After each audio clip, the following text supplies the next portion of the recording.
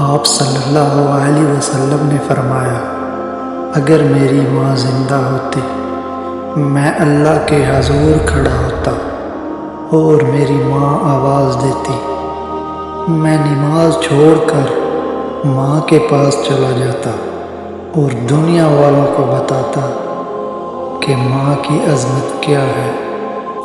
رسول صلی اللہ علیہ وآلہ وسلم نے فرمایا، کیا تم نہیں دیکھتے جب آدمی مر جاتا ہے تو اس کی آنکھیں کھلی رہتی ہیں؟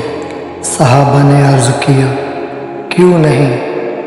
فرمایا، وجہ یہ ہے کہ اس کی نگاہ جان کے پیچھے جاتی ہے۔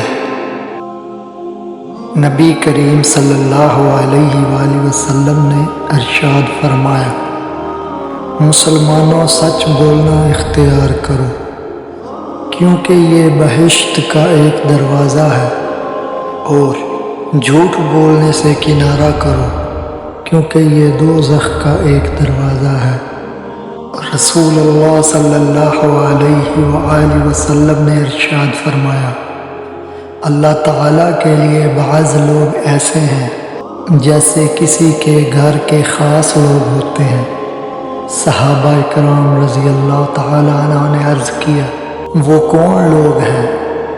ارشاد فرمایا، قرآن شریف والے، کہ وہ اللہ اور اس کے خاص لوگ ہیں۔